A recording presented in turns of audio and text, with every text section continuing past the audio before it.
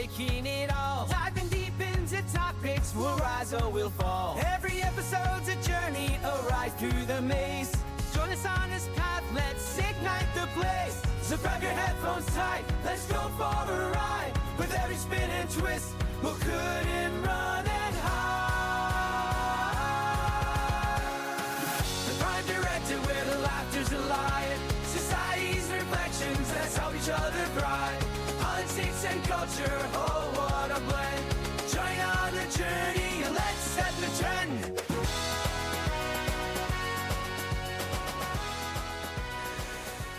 Here we are living in Colorado Springs, which is a gigantic military installation, and we know a lot about just human warfare and history.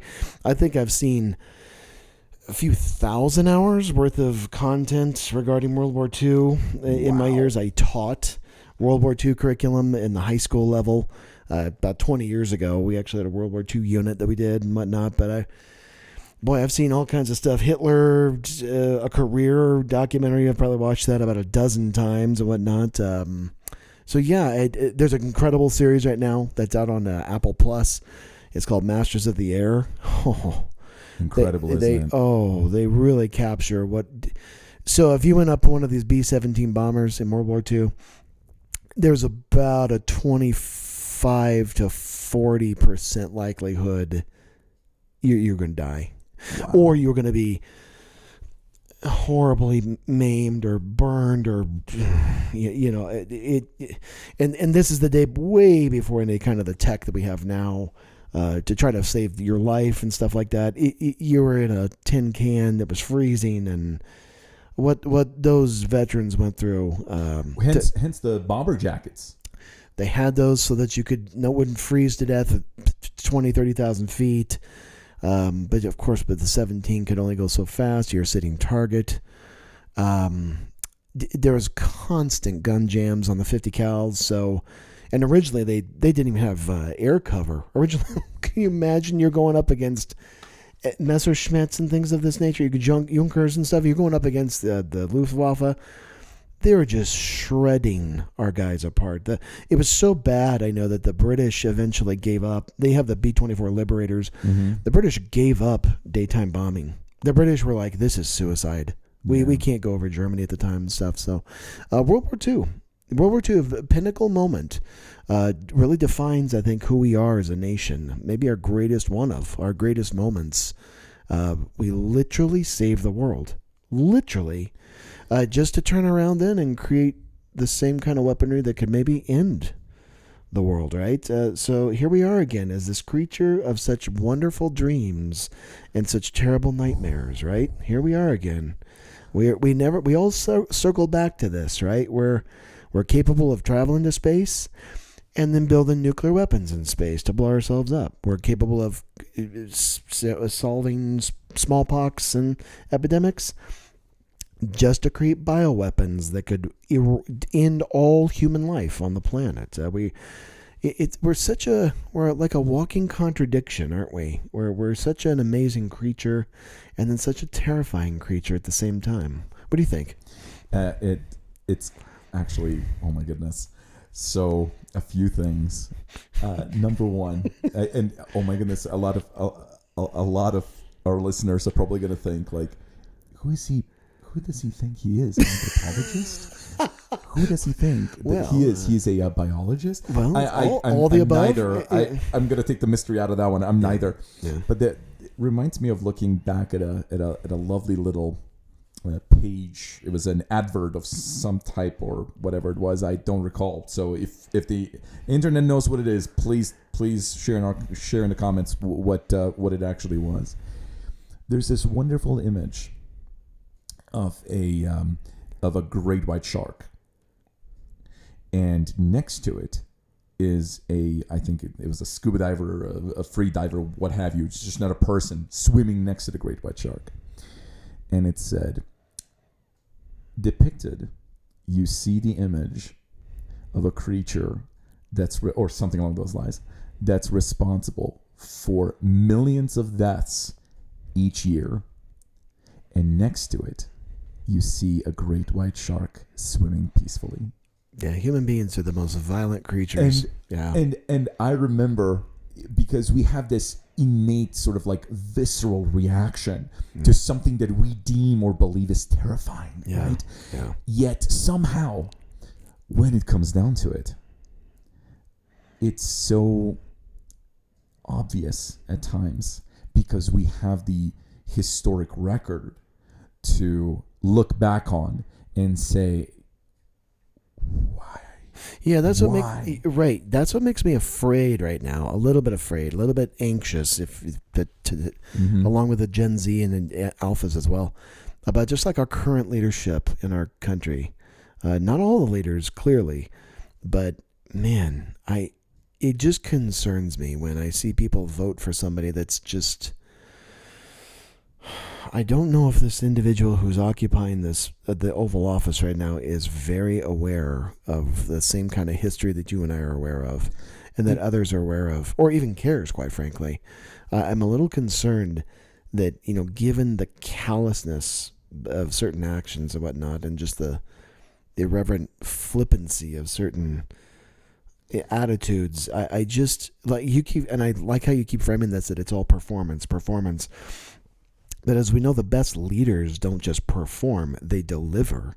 The World War II bomber pilots, they didn't just perform going up in the air. They sacrificed their lives so that you and I can sit here and be comfortable and not be speaking German right now. But it's concerning right now. I wonder if we need more education at a general level in just like, what does heroism really look like? What does integrity really look like? What kind of a Prime Directive set of leadership skills should you really look for on your checklist of people that you're going to choose to vote for or follow before you go down that path of, hey, I'm going to follow this person because he calls himself a godly man or something. And you're like, right, a godly man.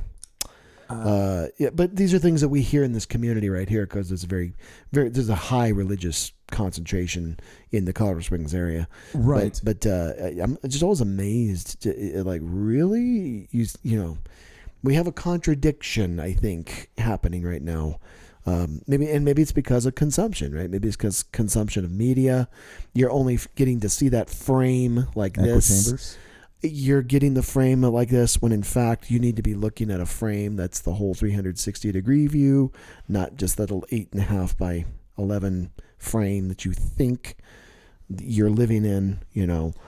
Don't miss the tree through the forest. Don't miss the forest through the tree. It's cognitive dissonance, right? The concept of that, as well as maybe some Dunning-Kruger effect. Yes, I was things just about happening. to say. And I always check myself first, like, what the hell?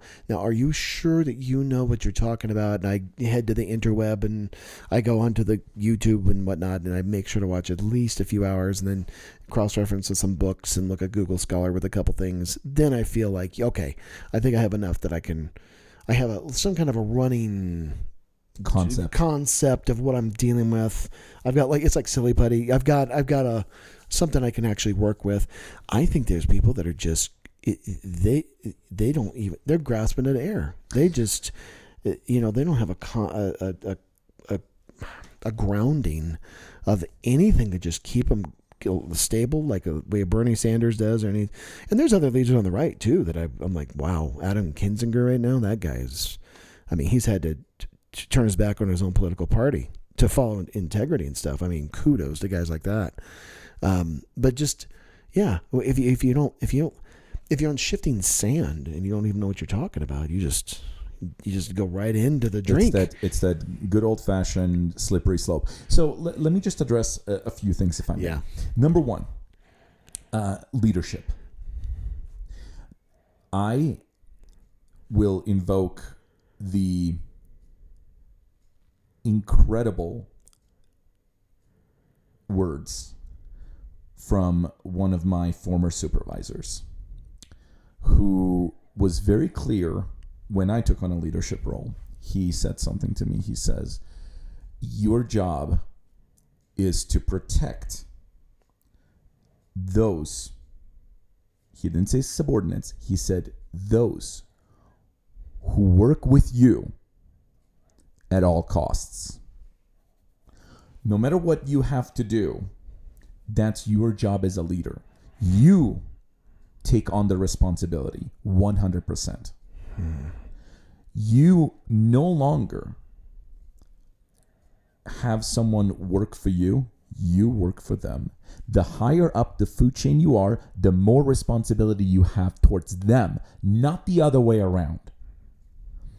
That changed my paradigm quite a bit. Another thing that I've learned when it comes to leadership is I firmly have a concept of those who are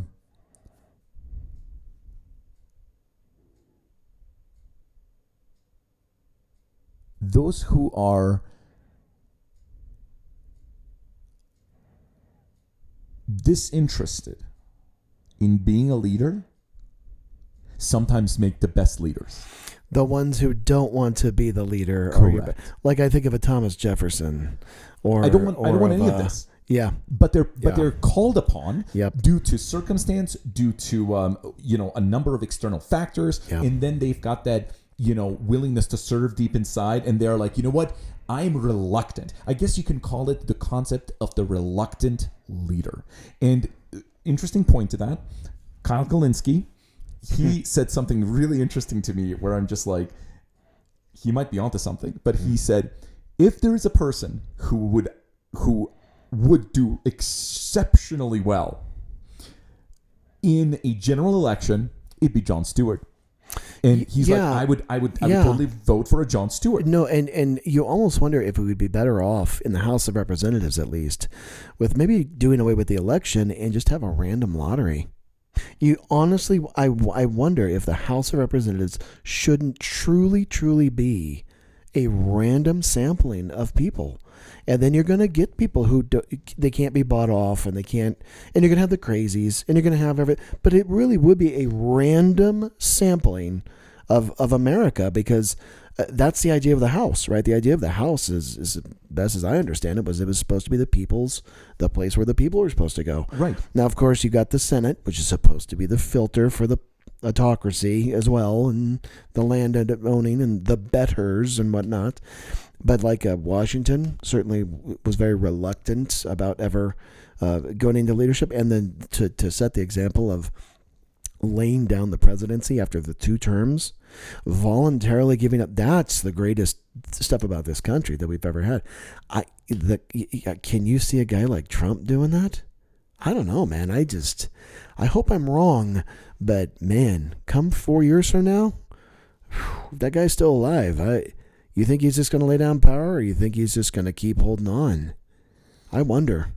He's going to say, I'm the new FDR. I'm blah, blah, blah, blah. And I wonder. Well, you think people will stand for it, or will people just go along to get along? Quite honestly, I don't know. I don't know either. There would have been a time I would have said, hell no. And now, I don't know. Maybe that's why our younger generations are anxious, because they're looking at the older generations like us, the Xers and Boomers, and going, what the hell are you doing? And so I apologize to all of you younger viewers out there. As an Xer, let me apologize for my generation for screwing up.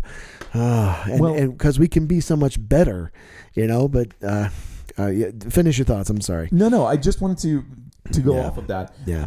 Which is also one of the reasons as to why I think that the new generation needs to be more involved.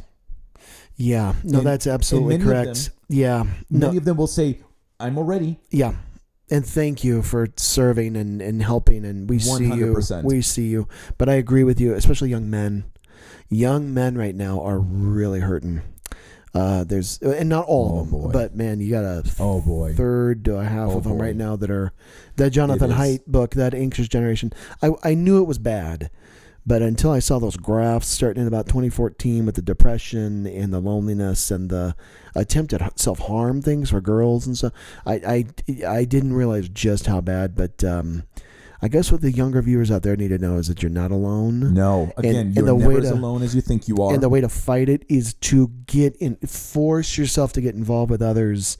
And as soon as you make those connections, it's incredible. The depression melts away. Because I've struggled with depression my whole life, but it just does. It melts away. You get out of your head, and you see, oh, people are just like me.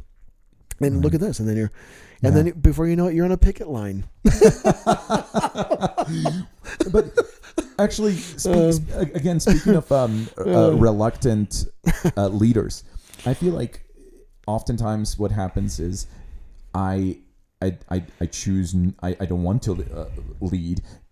Hence why Jon Stewart was asked on multiple occasions, "Would you ever entertain the idea?" And he just unequivocally shut that idea down and said, "No, I am not interested in ever pursuing a career in politics."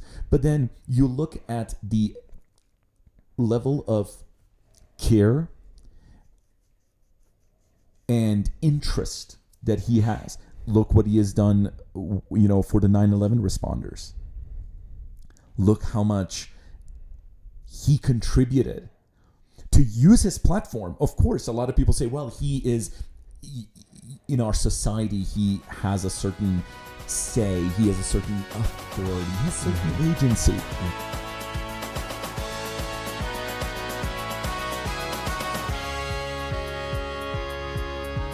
So as we close the chapter, lend us your ear. The Prime Directive's calling, so let's pass a beer.